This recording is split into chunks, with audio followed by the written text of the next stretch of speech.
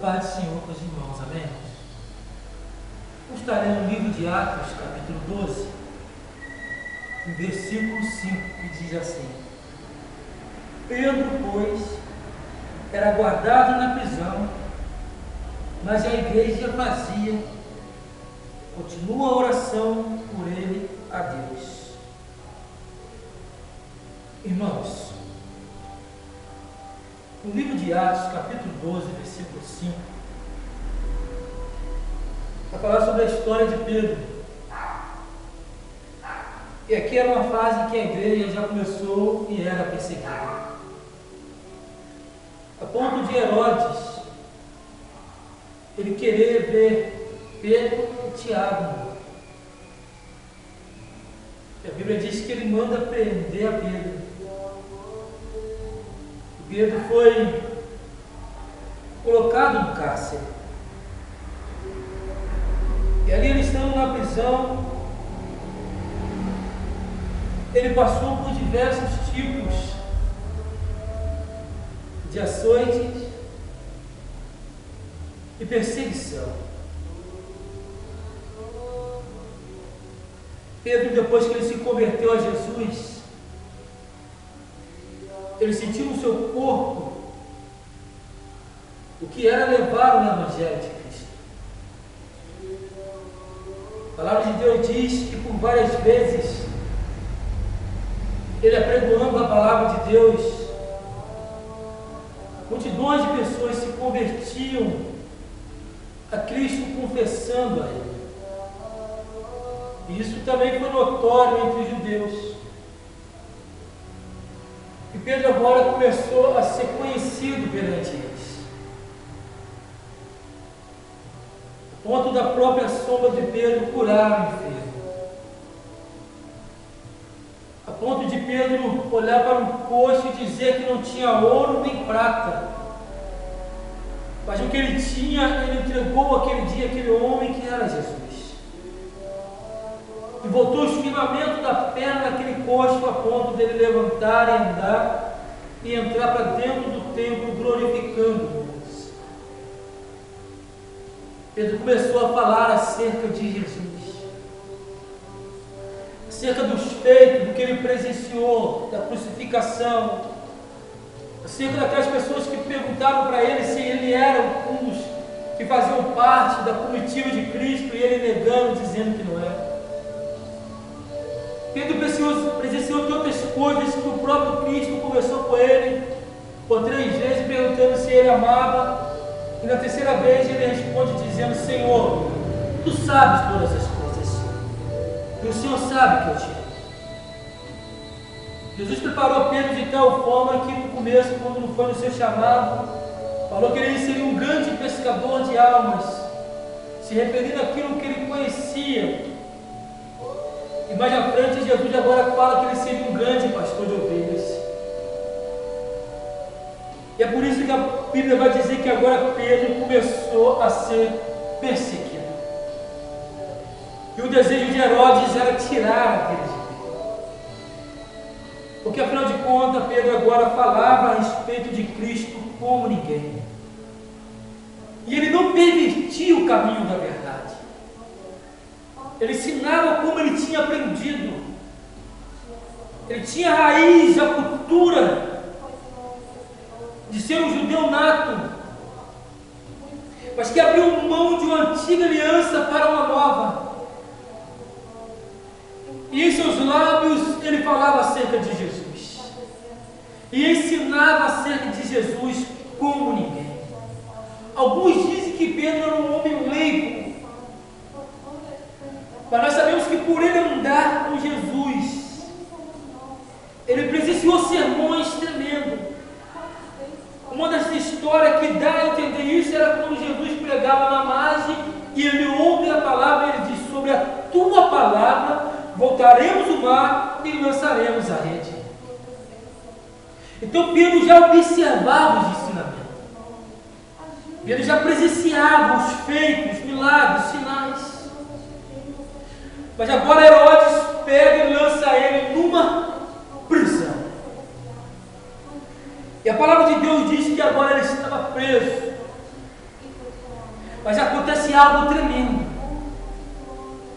Porque no versículo 5, quando nós lemos, diz: Pedro, pois, era guardado na prisão, mas a igreja fazia contínua oração pela vida de Pedro.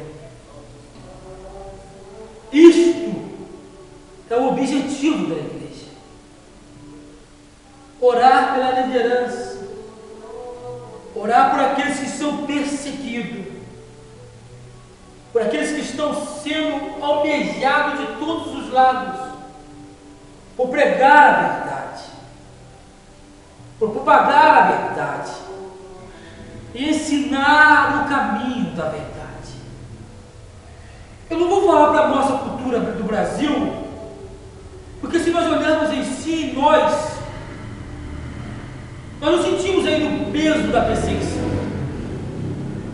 Perseguição é o que acontece lá fora, onde nós olhamos o noticiário de cristãos sendo degolados, outros lançados em cárceres, sofrendo todo tipo de perseguições por não negar este nome. Perseguição é o que sofre na África, o que aquelas pessoas sentem no corpo, por propagar que acredita no nome de Jesus. Nós temos o costume de dizer que somos perseguidos. Nós temos total liberdade de pregar a palavra, de ensinar a palavra. Se nós sairmos pelas ruas, nós podemos comunicar o nome de Jesus às pessoas. Mas nesses países lá fora, eles sentem no corpo, eles sentem na alma o peso da perseguição. Mas a igreja tem que estar em oração. A igreja tem que estar em oração por quê? Porque nos últimos dias se levantarão falsos líderes, falsos profetas, falsos ensinos, aonde inverterão o caminho da verdade. Porque afinal de contas ninguém quer falar sobre perseguição, ninguém quer falar sobre provação ou tentação. Eles preferem trazer palavras fingidas e levam essas palavras às pessoas e elas continuam da mesma forma, porque não há firmeza nelas. Quanto mais Pedro era perseguido, mais convicção acerca de Cristo ele tinha, mais ele propagava essa verdade, a ponto da igreja orar, interceder e dizer: Senhor Deus, ouve a nossa oração, nós te clamamos pela vida de Pedro, nós oramos pela vida do nosso líder, para que o Senhor dê escape, para que o Senhor livre. E tamanha era a oração insensata, uma oração que não parava, um clamor contínuo de horas e horas em oração, que Deus vai responder a oração da igreja que intercedia. A minha preocupação não é daqueles que falam da gente, a minha preocupação não é daqueles que nos caluniam, não. Jesus disse: bem-aventurados são vós quando perseguires, injuriares e disseram todo mal a respeito de vós por amor ao meu nome. Agora, o que me deixa pensativo é quando a igreja para de orar, é quando a igreja para de buscar, é quando a igreja para de clamar. Aí nós sabemos que já não há mais resposta da parte de Deus. Deus quer dar livramento. Deus quer ir de encontro àqueles que necessitam dessa verdade. Mas nós temos que propagar esta verdade. Nós temos que ensinar que quanto mais oramos, mais consagramos, mais buscamos ao Senhor, aumenta sim a perseguição, aumenta sim a afronta, mas também aumenta sim a comunhão. Porque firmeza só no nome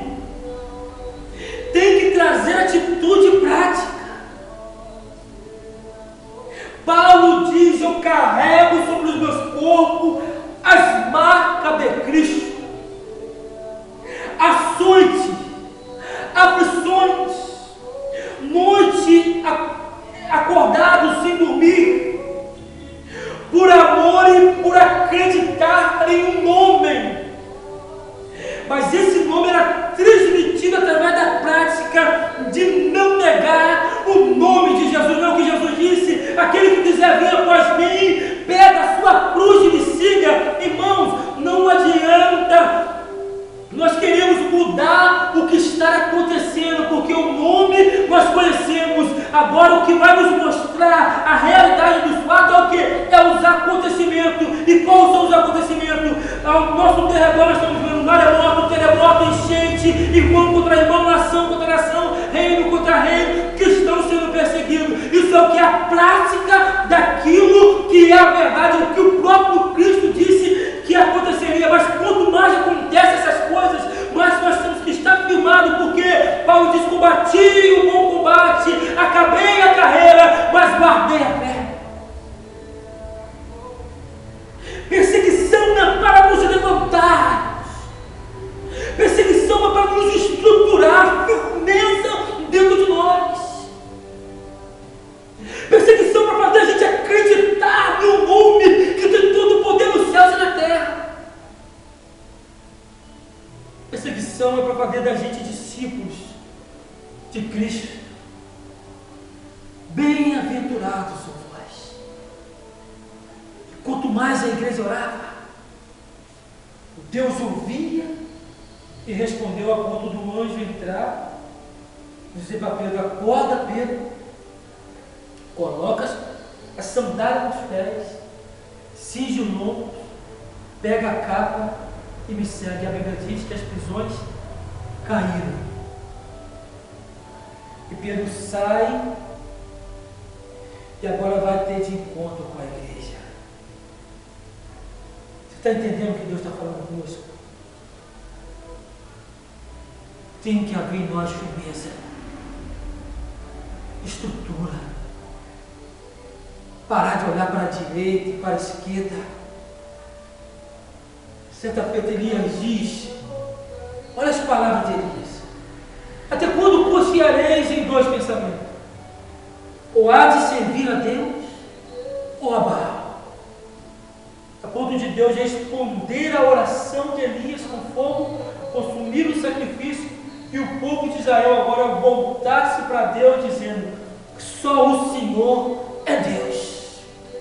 E agora cai sobre Elias a perseguição da restauração do povo de Israel, a ponto dele se esconder embaixo de um pé de zimbro e clamar assim pela própria morte, acreditando que só ele tinha escapado. Mas Deus falou que Elias, ainda 7.000 que não se dobrou perante a Baal. Acreditamos nisso.